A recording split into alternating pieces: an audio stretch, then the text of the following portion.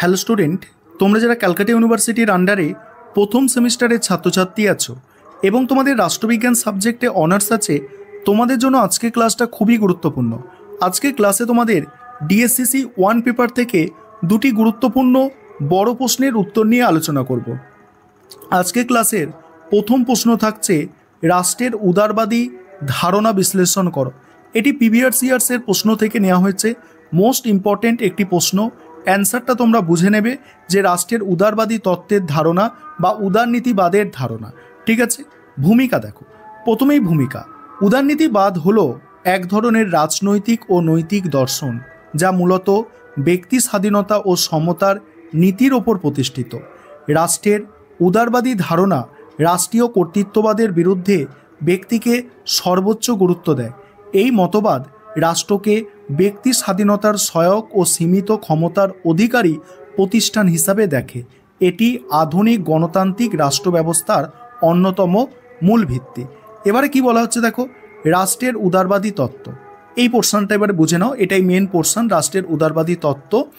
আর লেখাটা দেখবে, অর্থাৎ প্রশ্নের উত্তরটা যেভাবে কোয়ালিটি মেনটেন করা হয়েছে তোমরা দেখো, আর এইভাবে তোমরা যদি কোয়ালিটি মেনটেন করে লিখতে পারো অবশ্যই ভালো নম্বর পাবে। আরেকটা বিষয় বলি, তোমরা যারা রাষ্ট্রবিজ্ঞান অনার্সে খুব ভালো নম্বর পেয়ে পাস করতে চাইছো বা অনার্সটা ক্লিয়ার করতে চাইছো, তোমাদের বলবো তোমাদের জন্য অনলাইন কোচিং ক্লাস চলছে। নিচের নম্বরে যোগাযোগ করে আমাদের পেড ব্যাচে অ্যাডমিশান নিতে পারো বা আমাদের স্টাডি মেটেরিয়াল পারচেস করে নিতে পারো।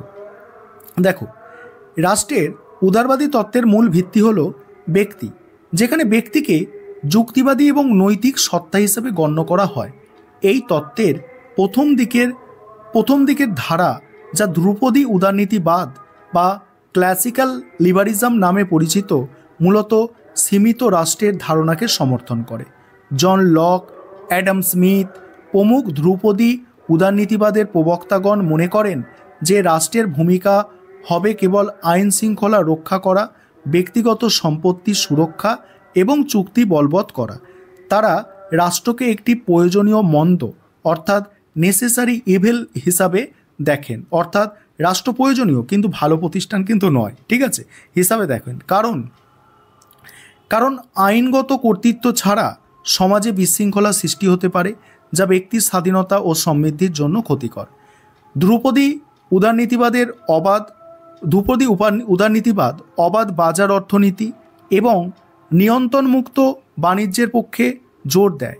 তাদের মতে অর্থনৈতিক ক্ষেত্রে রাষ্ট্রের হস্তক্ষেপ অনাবশ্যক এবং ক্ষতিকারক। অ্যাডাম স্মিথ এর অদৃশ্য হাত এর ধারণা অর্থনৈতিক ক্ষেত্রে রাষ্ট্রের ন্যূনতম ভূমিকার প্রয়োজনীয়তা তুলে ধরে। এই তত্ত্বে রাষ্ট্র ব্যক্তি স্বার্থ এবং সাধারণ স্বার্থের মধ্যে কোনো মৌলিক দ্বন্দ্ব দেখে না। ব্যক্তির উন্নতি ও সমৃদ্ধি সমাজের সামগ্রিক মঙ্গলের পথ প্রশস্ত করে। তারা মনে করে শাসনের বৈধতা জনগণের সম্মতির ওপর নির্ভর করে, যা ঐশ্বরিক অধিকার তত্ত্বকে অস্বীকার করে। পরবর্তীকালে বিশেষ করে শিল্প বিপ্লব এবং ক্রমবর্ধমান সামাজিক বৈষম্যের প্রেক্ষাপটে উদারনীতিবাদের ধারণায় পরিবর্তন আসে এবং সদর্থক উদারনীতিবাদ বা নব্য উদারনীতিবাদ এর ধারণা উত্থান ঘটে। এই ধারা রাষ্ট্রের ভূমিকায় শুধুমাত্র ন্যূনতম কাজের মধ্যে সীমাবদ্ধ রাখতে অস্বীকার করে। টি.এইচ. গ্রিন এর মতো তাত্ত্বিকেরা মনে করেন ব্যক্তির বাস্তব স্বাধীনতা নিশ্চিত করার জন্য রাষ্ট্রের সদর্থক ভূমিকা অপরিহার্য। এই তত্ত্ব অনুযায়ী রাষ্ট্রকে জনকল্যাণমূলক কাজ যেমন শিক্ষা, স্বাস্থ্য, সামাজিক নিরাপত্তা ইত্যাদির মাধ্যমে নাগরিকদের অর্থনৈতিক ও সামাজিক নিরাপত্তা নিশ্চিত করতে হবে, যাতে প্রতিটি ব্যক্তি তার পূর্ণ সম্ভাবনা অনুযায়ী বিকাশ লাভ করতে পারে। সদর্থক উদারনীতিবাদ কল্যাণমূলক রাষ্ট্রের ধারণাকে সমর্থন করে।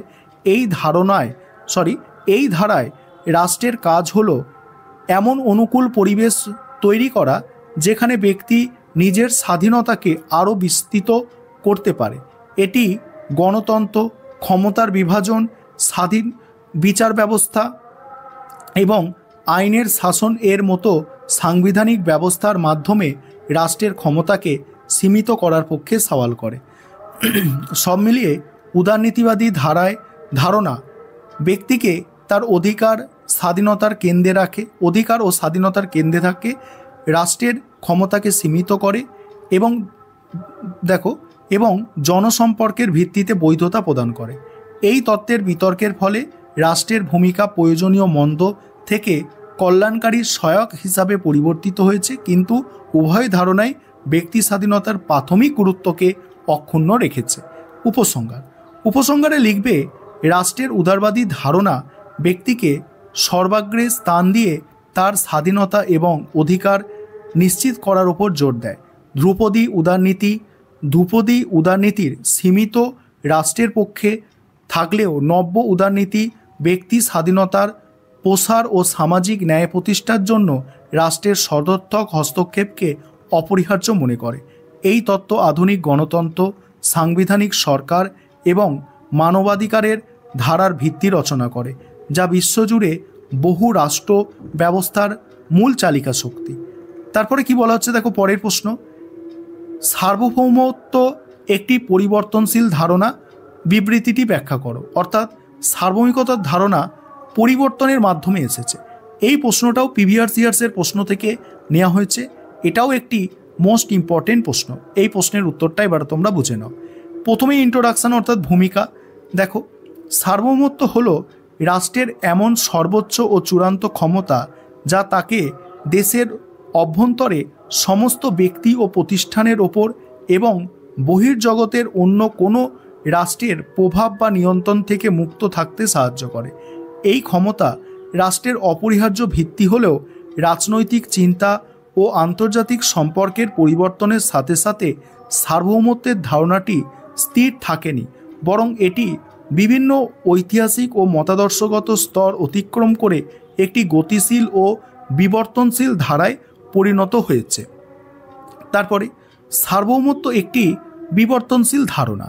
মেন যে বিষয়বস্তু এবার বোঝো।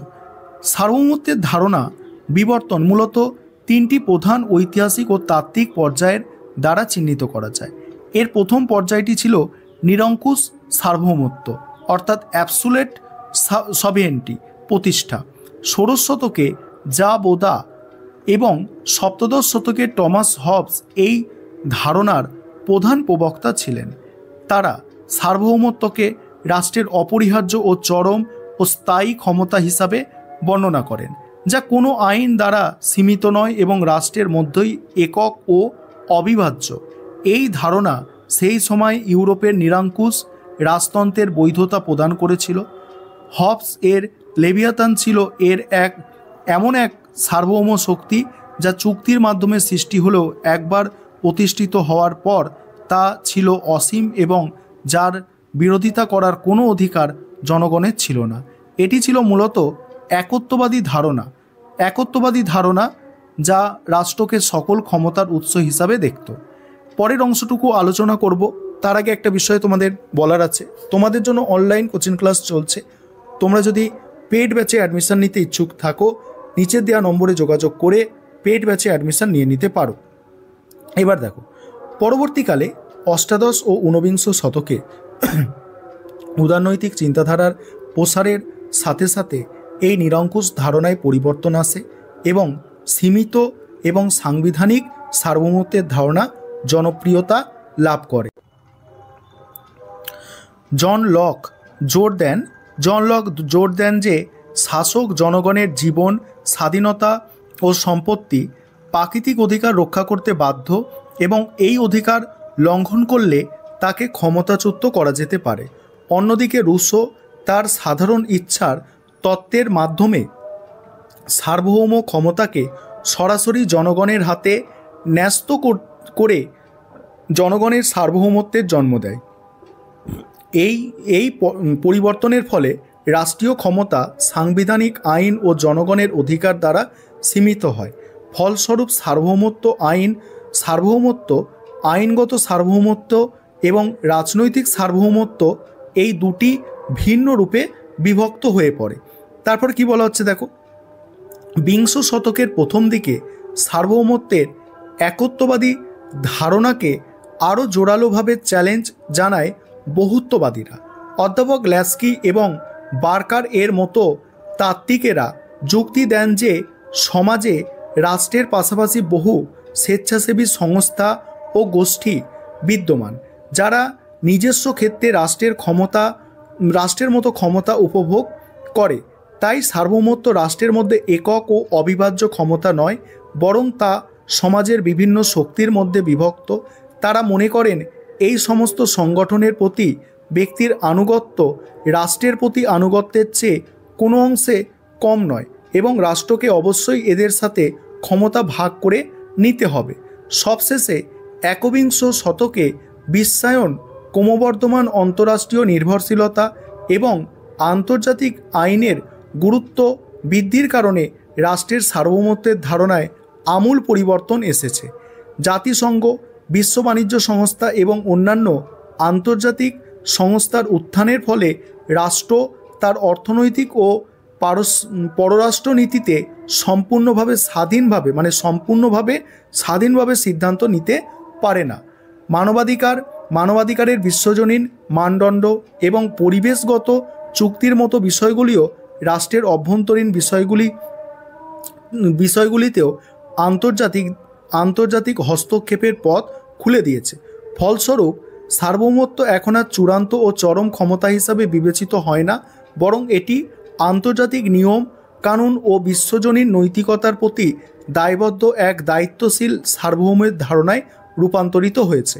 এবার উপসংহারে লিখবে, সার্বভৌমত্বের ধারণাটি নিরঙ্কুশ রাজতন্ত্রের যুগে চরম ক্ষমতা থেকে শুরু করে আধুনিক গণতান্ত্রিক যুগে সীমিত সাংবিধানিক ক্ষমতা এবং বিশ্বায়নের যুগে আন্তর্জাতিকভাবে দায়বদ্ধ শক্তিতে বিবর্তিত হয়েছে।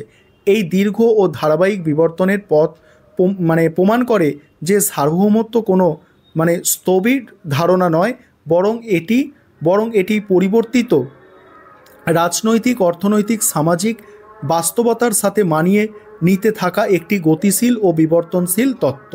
এই ছিল তোমাদের আজকে গুরুত্বপূর্ণ দুটি বড় প্রশ্নের উত্তর।